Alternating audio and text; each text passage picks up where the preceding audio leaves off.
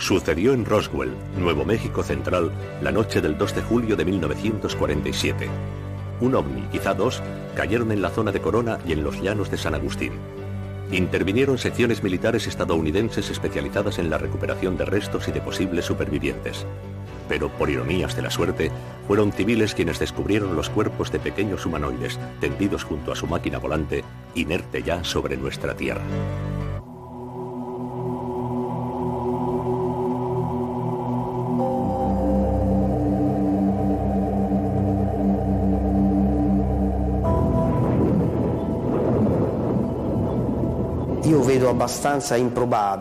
Considero bastante improbable que un grupo de civiles se encontrara por casualidad con todo esto. Sin duda, nada puede excluirse a priori, pero lo veo muy poco probable. En efecto, creo que en un episodio como este, dada la relativa proximidad al lugar de los hechos de ciertas estructuras militares, habrían sido estas las primeras en llegar. Y no sé si la idea de que los ovnis a menudo no son detectados puede servir para explicar dicha cuestión. Pienso que todo esto fue de alguna manera comprobado y retirado con anterioridad, lo cual querría decir que los militares llegaron allí, al lugar de los hechos, enseguida.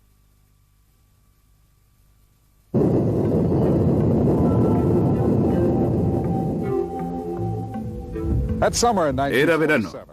Poco a poco el mundo se estaba reponiendo de la guerra más terrible de la historia. Y puede decirse que por cuanto se refiere a Estados Unidos, las cosas estaban volviendo a la normalidad. Normalidad. Una palabra interesante. En junio de 1947, el empresario Kenneth Arnold pilotaba su avión en las proximidades de Mount Rainier, estado de Washington, cuando vio algo anormal.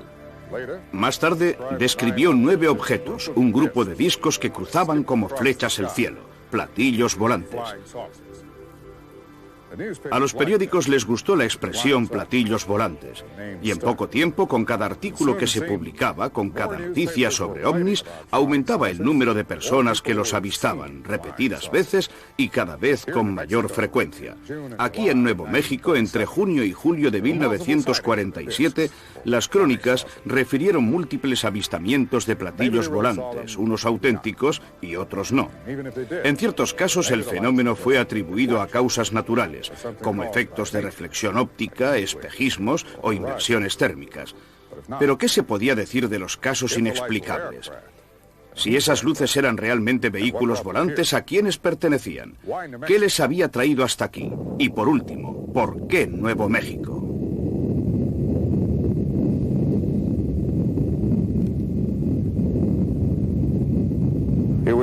Fue un suceso que conmocionó a todo el género humano. Desde la primera bomba atómica lanzada sobre Hiroshima, nadie estaba ya seguro en la Tierra. He aquí por qué, cuando esas extrañas luces aparecieron en el cielo, las altas jerarquías militares norteamericanas sospecharon lógicamente de los rusos. Pero había quien pensaba de forma distinta. Como escribiera el poeta John Donne, ningún hombre es una isla, al menos en nuestro planeta. Pero supongamos que las ondas generadas por las explosiones atómicas hubiesen podido viajar hacia el espacio y que alguien lejos en el universo estuviera a la escucha.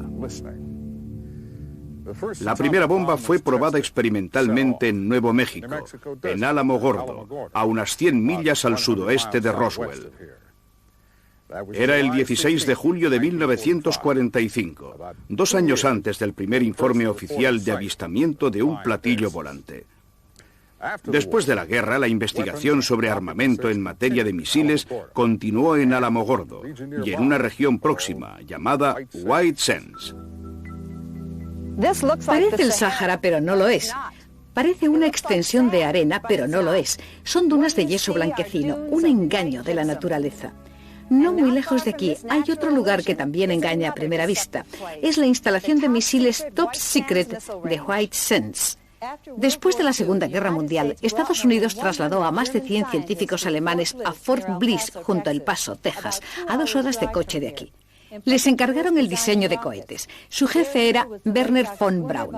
El 16 de abril de 1946, los norteamericanos lanzaron su primera versión de un cohete alemán V2 precisamente desde las instalaciones de White Sands.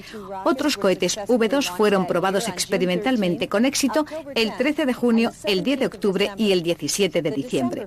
Este último alcanzó una altitud de 116 millas. Mientras tanto, en Roswell, Nuevo México, la única fuerza de intervención nuclear del mundo estaba constantemente en estado de alerta. Era el Bomb Group 509 de la Fuerza Aérea Estadounidense, que disponía de un arsenal de 15 bombas atómicas. En este mapa se pueden observar 3 áreas dispuestas en triángulo. Abajo a la izquierda, la rampa lanzamisiles. Abajo a la derecha, el aeropuerto militar de Roswell, cuartel general del 509 y del arsenal nuclear. Arriba en el centro, el lugar del misterioso accidente que tuvo lugar el 2 de julio de 1947. ¿Y entonces qué cayó aquí? ¿Un avión de reconocimiento enemigo? ¿Un V2 experimental de los soviéticos? Pronto se demostró que estas hipótesis eran infundadas. La aviación y el Pentágono se apresuraron en trazar una historia de encubrimiento. Hoy tenemos la certeza de ello. La versión oficial de los hechos era falsa. En esta región tan vasta, en las alturas desérticas del Lincoln County, el cielo y la tierra forman una sola e inmensa extensión. Barrida por el viento, es un pastizal perfecto para el ganado, donde el tiempo pasa paciente e inmutable como los ojos de un anciano indio. Aquí vivía y trabajaba desde siempre un ganadero. Su nombre era Mac Brazel. La mañana del 3 de julio, Brazel encontró unos misteriosos restos esparcidos sobre una superficie de poco menos de un par de kilómetros de ancho. Estaban por doquier, asomaban entre la arena mojada y por los agujeros llenos de agua de lluvia. La noche anterior, una violenta tormenta había sacudido el desierto, y Mac Brazel recordaba haber oído un trueno más fuerte que los demás, demasiado fuerte para ser un trueno. Al observar los restos esparcidos por todas partes, Brazel se preguntaba, ¿habrá sido un trueno o ha sido una explosión? Había fragmentos de metal, mejor dicho, de láminas metálicas, y otro material ligero, como madera de balsa, y extrañas fibras o filamentos, y finas barras sobre las que aparecían grabados símbolos que le recordaban ciertas inscripciones sobre arcilla de los indios pieles rojas, los denominados dibujos petroglíficos. Más tarde, algunos testigos los describirían como muy similares a jeroglíficos egipcios. De cualquier forma, ese día Mac no pudo pasar con sus ovejas, por lo que de ahora en adelante llamaremos el campo de los restos para llegar a una fuente a más de 1 milla de distancia. Los animales evitaban el lugar rodeándolo. Brazel recogió algunos fragmentos y se los mostró a sus vecinos Floyd y Loretta Proctor. Nos descubrió aquella cosa. Nosotros le aconsejamos que fuera a Roswell y lo comunicara a las autoridades, ya que existía un premio para quien señalara el avistamiento de ovnis. Bueno, entonces los llamaban platillos volantes. Esa tarde, tras la visita a Loretta Proctor, Mac volvió al campo de los restos. Según su hijo Bill, Brazel recogió un fragmento bastante grande y lo colocó en esta caseta para el ganado, 3 millas al norte del lugar del accidente, todavía en buen estado después de 50 años. Fue así como empezaron a circular los primeros relatos sobre un ganadero que había encontrado un platillo volante y lo había guardado en una tenada. Mac tenía todavía trabajo que hacer. Durante 2 días, el 4 y el 5 de julio, se ocupó del rebaño. Luego, el 6, se levantó temprano por la mañana, lo dejó todo arreglado y se trasladó a Roswell. En primer lugar, Mac fue a la oficina del sheriff y las cosas tomaron otro cariz. El sheriff George Wilcox mandó a 2 de sus ayudantes al rancho y se puso en comunicación con la base aérea militar de Roswell. Como consecuencia de ello, el mayor Jesse Marcel, del bombardero 509, se presentó de inmediato ante el sheriff acompañado de un hombre de los servicios secretos vestido de paisano, identificado más tarde como agente Kevin. Tras escuchar a Brazel, Marcel informó al comandante del 509, el coronel William Blanchard. Este ordenó a Marcel y al agente especial que se trasladaran al rancho acompañados por Brazel. La carretera no es ahora mejor que entonces. Llegaron cuando ya había oscurecido. Entretanto, los 2 ayudantes habían regresado ya a Roswell con su versión de los hechos. Dijeron que no habían podido localizar el campo con los restos, pero que en el pastizal habían encontrado una huella en círculo con la arena licuada y vitrificada. El mayor, el ganadero y el agente de los servicios secretos pasaron la noche en el refugio del pastizal. Durante la noche el mayor Marcel volvió aquí al recinto del ganado y trajo consigo un contador Geiger para determinar el grado de radiactividad en el fragmento que Brazel había conservado. No era radiactivo. Al día siguiente, 7 de julio, introdujeron los restos en el Buick del mayor y en el Jeep del ejército. Al oscurecer se dirigieron hacia Roswell. Don Schmidt dirige las unidades de investigación del Center for UFO Studies de Chicago. Kevin Randle es un agente del servicio de inteligencia y está en la reserva de la Fuerza Aérea de Estados Unidos con el grado de capitán. En septiembre de 1989, el Center for UFO Studies organizó los primeros trabajos de excavación donde considerábamos que había tenido lugar el accidente del OVNI. El equipo estaba formado por 10 investigadores, entre ellos 3 científicos, 2 expertos en arqueología y 2 técnicos del Laboratorio Nacional. Nos concentramos tanto en el campo de los restos como en las zonas limítrofes. Teníamos una remota esperanza, que entre cavernas con una amplitud de incluso 300 metros, con un buen equipo arqueológico, se pudiera encontrar algo. Según Smith y Randle, desde el inicio, el coronel Blanchard y los hombres de su equipo estaban convencidos de que allí, en medio del desierto, se encontraba la tripulación del vehículo caído y alguno de sus miembros podía estar todavía vivo. La tarde del 8 de julio, Mac Brazel sobrevoló el área del accidente a bordo de un avión militar para colaborar en la búsqueda de supervivientes o de cadáveres. Anteriormente, Kevin Randle había reconstruido ya la ruta de ese vuelo. Esta vez se encontraba a bordo una cámara nuestra. El vuelo de reconocimiento del 8 de julio formaba parte de un esquema de investigación del Bomb Group 509 para encontrar otros posibles restos de la nave. En efecto, fragmentos de esta podían haber sido lanzados más allá del campo de los restos. Mac Brazel se encontraba a bordo del avión, conocía muy bien los puntos de referencia y en caso de localizar otras partes de la nave, Brazel podría dirigirlos rápidamente hacia el lugar del accidente. El objeto había rozado el campo de los restos del otro lado de ese promontorio y estaba ganando un poco de altura. Kevin no tiene dudas al respecto. La nave voló aún durante unos segundos después de la explosión. Recorrió unas 3 millas y luego cayó sobre la base del promontorio rocoso que puede verse enfocado. Este, según Kevin Randle, es el punto del impacto. Por ironías de la suerte, los primeros que llegaron a él fueron civiles. Las descripciones de un segundo punto de impacto fueron ofrecidas por 3 testigos distintos, un ingeniero civil, un arqueólogo y un militar. Todos ellos testigos oculares. Probablemente el lugar fuera localizado también durante el reconocimiento aéreo con Mac Brazel. Según los testimonios prácticamente idénticos, un objeto volante de forma circular se había estrellado en un aterrizaje forzoso. Junto al disco, tendido sobre el terreno, había varios cuerpos de pequeños humanoides, con una estatura de apenas 1 metro, muy delgados y con una cabeza muy grande para los estándares humanos. Esta es para Randle y Smith la versión más verosímil de lo sucedido la noche del 2 de julio de 1947. El ovni habría chocado contra el suelo en 3 puntos distintos: el campo de los restos, el círculo de arena vitrificada y este lugar, donde se considera que fueron hallados el disco y sus ocupantes. Sorprendida por una tormenta eléctrica, la nave sufre una avería. Pierde altura hasta rozar el suelo o incluso aterriza durante unos segundos. El calor intenso de la astronave vitrifica la arena. El objeto pasa por graves dificultades, pero consigue proseguir unas millas, dejando tras de sí el campo diseminado de restos, y es así como finalmente un viaje de años luz en el espacio termina en el desierto de Nuevo México. Para los miembros de la tripulación heridos y abandonados a su suerte, la muerte es inevitable.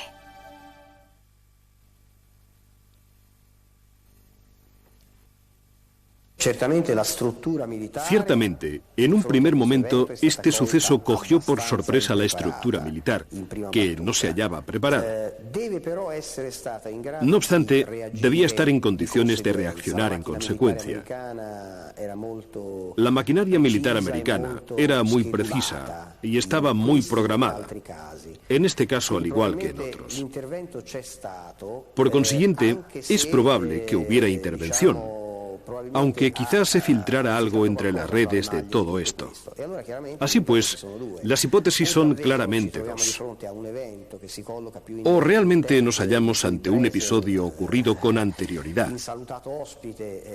y del que después Brazel se hallaría en la situación de descubrir una pequeña parte, aunque realmente llegara a sacarlo todo a la luz. O bien podríamos plantear la hipótesis de un suceso que fue en realidad totalmente gestionado por los militares americanos, en un primer momento sin ninguna comunicación con el exterior, pero que posteriormente tuvo un eco que podría explicar un poco todo. El 8 de julio, desde que fuera localizado el segundo punto de impacto, la secuencia de los acontecimientos fue rapidísima. En cuanto llegaron al lugar, los soldados descubrieron que un grupo de civiles se había adelantado a ellos, y en la base los teléfonos se volvieron locos. El mundo quedó asombrado ante un comunicado de prensa oficial que anunciaba que el Grupo 509 había recuperado un platillo volante. Walter Haut reside aún en Roswell desde la época de su jubilación de la Fuerza Aérea estadounidense. El teniente Haut era el responsable del servicio de información del 509. El texto del comunicado decía: los rumores relacionados con los platillos volantes se convirtieron en realidad ayer cuando la oficina de inteligencia del Bomb Group 509 tuvo la suerte de recuperar un platillo. Estoy convencido de que tanto yo como el coronel Blanchard fuimos engañados. La única razón posible es que quisieran ocultar la historia y mantener toda la información reservada. Martes 8 de julio. Por la mañana el mayor Marshall informó al comandante del Bomb Group 509, el coronel William Blanchard. El coronel ordenó al jefe de la policía militar que delimitara el campo de los restos y que colocara vigilantes para impedir el acceso a la zona de interés. Luego el coronel Blanchard informó al cuartel general de la Fuerza Aérea en Fort Worth. Y muy pronto el Pentágono envió a Roswell un avión con una sección especial desde Washington. Esa misma mañana, hacia las 11, el teniente Haut terminó el comunicado. Entregaría copias a los 2 diarios y a las 2 emisoras de radio de Roswell. Todos los órganos de información están en conexión por teletipo con agencias como la Associated Press y la Reuters sobre la UPI. En la actualidad, las noticias llegan al Roswell Daily Record por vía informática. Pero entonces, en 1947, un despacho de Roswell podía también llegar a todo el mundo en pocos minutos. Y es exactamente lo que sucedió. El 8 de julio a mediodía, todas las líneas telefónicas de Roswell estaban bloqueadas. En el 509, el propio coronel Blanchard no conseguía comunicar con el exterior. Era imposible.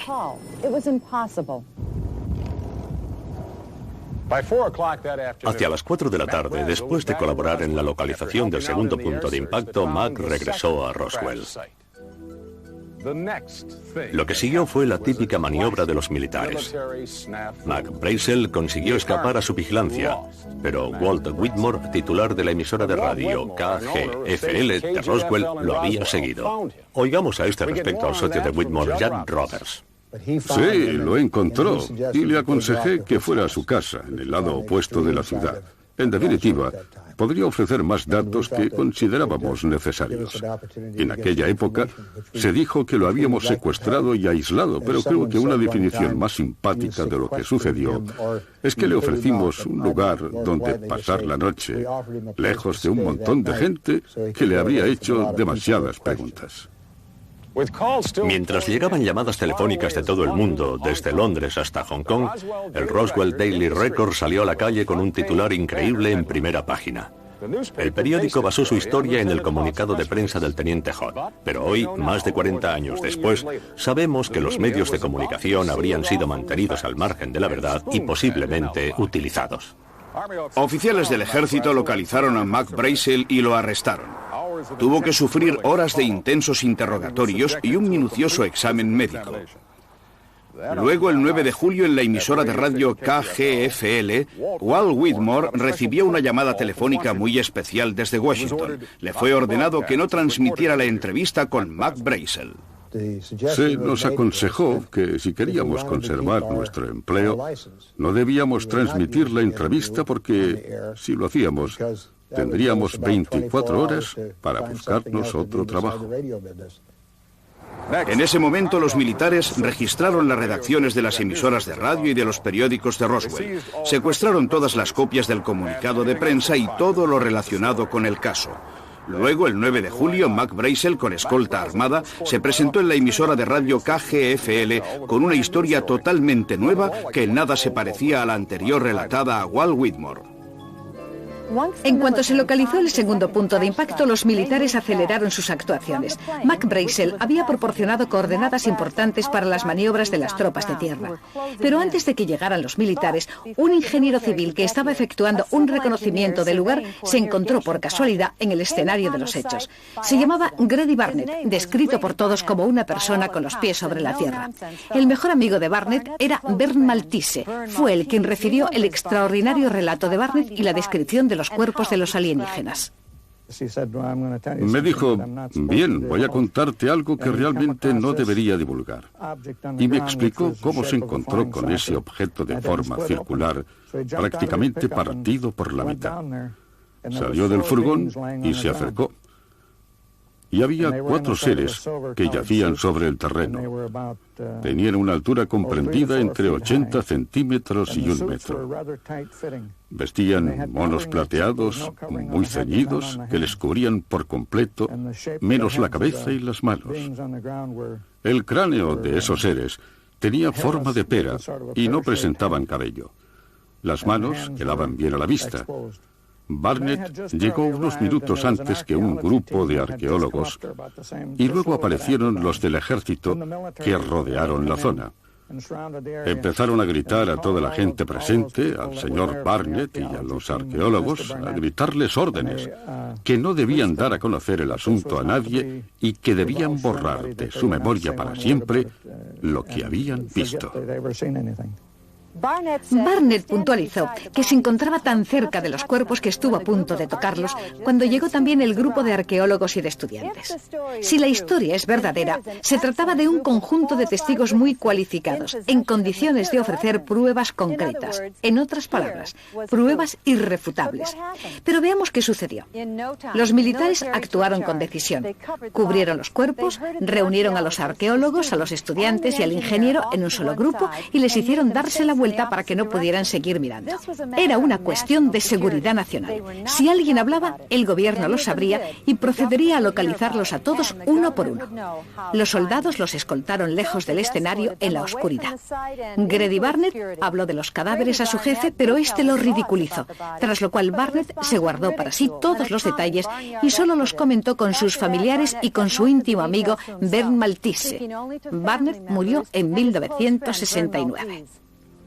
Los arqueólogos y los estudiantes desaparecieron de escena, conducidos quizá a una gran universidad en el noroeste. Durante años, nadie consiguió localizarlos. Finalmente, en 1975, una mujer enferma terminal de cáncer realizó una declaración a una enfermera del Hospital Municipal de San Petersburg, en Florida. Prestaba servicio en el departamento de enfermos terminales. Entre estos había una paciente. Un día me disponía a bañarla cuando empezó a mostrarse inusualmente nerviosa. Tenía miedo, como si algo la amenazara.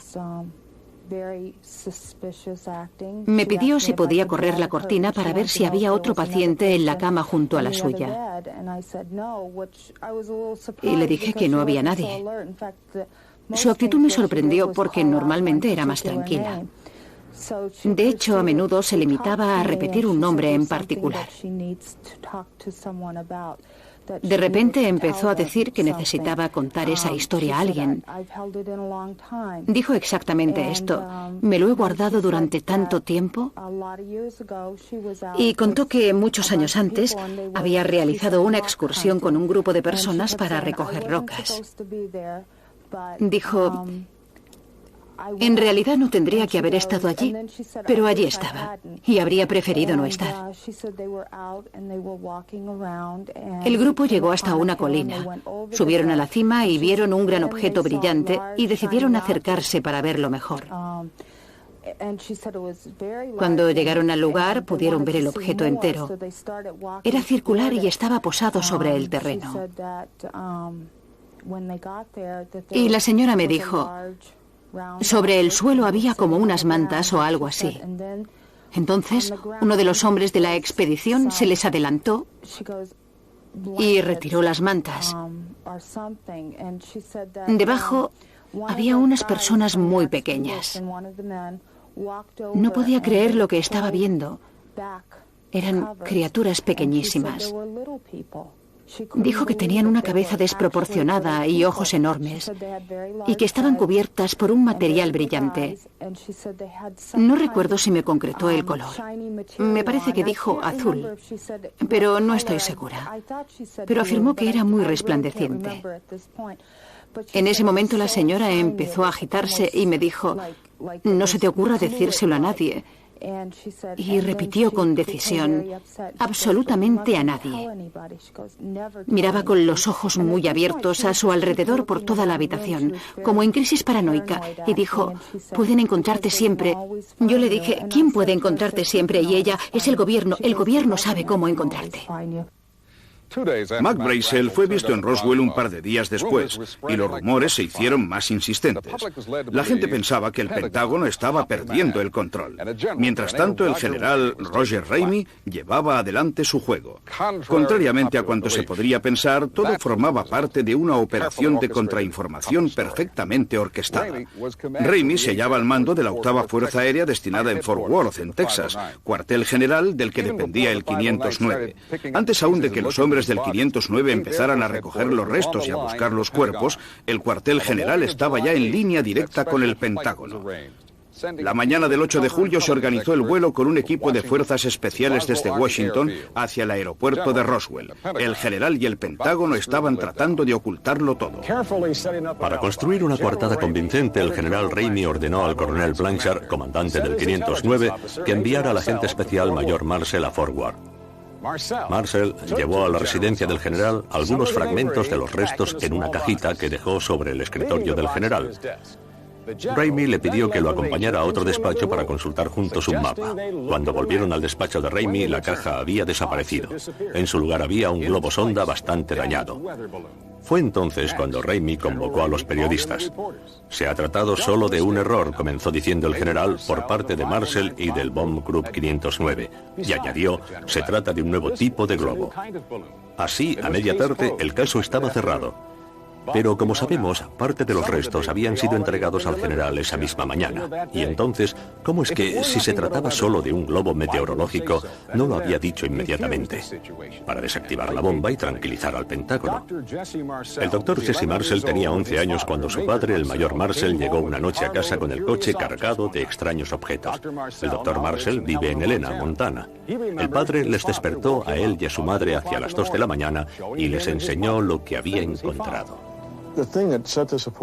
Nunca había visto nada parecido.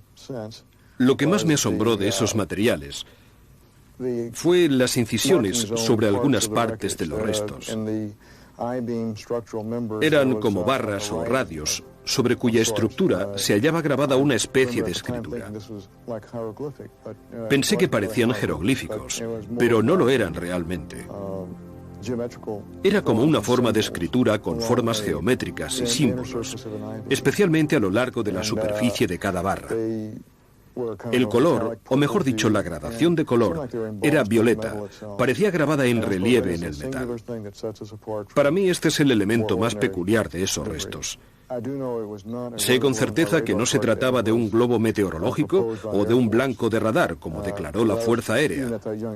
Porque aunque yo entonces era solo un niño, ya sabía distinguir un globo sonda de lo que tenía delante. En efecto, usaron el globo para ocultar la extraordinaria naturaleza de los restos. Y comprendí que detrás de todo eso había algo fuera de lo común. Mi conclusión fue que venía de otro mundo.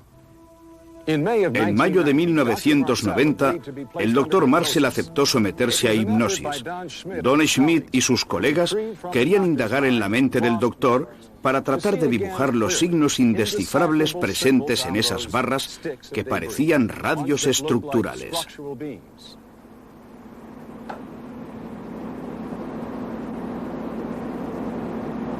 Un círculo. ¿Un círculo cómo? Superpuesto a un cuadrado. Sobreimpreso en un cuadrado. sobreimpreso a un cuadrado. El cuadrado está dentro del círculo o fuera del círculo. Dentro.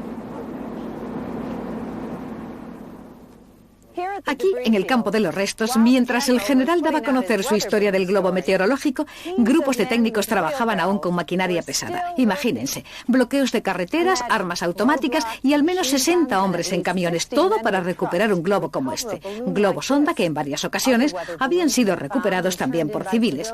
Eran lo bastante pequeños como para caber en el maletero de un coche, incluso el nuevo modelo al que hizo referencia el general. De hecho, Mac Brazel dijo que conocía esos globos porque algunos habían caído en su rancho. A pesar de las presiones de los militares, Mac siempre afirmaría que los restos esparcidos sobre ese trozo de tierra que las ovejas evitaban eran absolutamente diferentes a cuanto él conocía. Y obviamente los globos meteorológicos no tienen pasajeros, ni tan siquiera tan pequeños como los presumiblemente hallados en el segundo punto de impacto. Ahora bien, volviendo a lo que se decía en Roswell, si realmente se encontraron unos seres, ¿es verdad que uno de ellos estaba todavía vivo?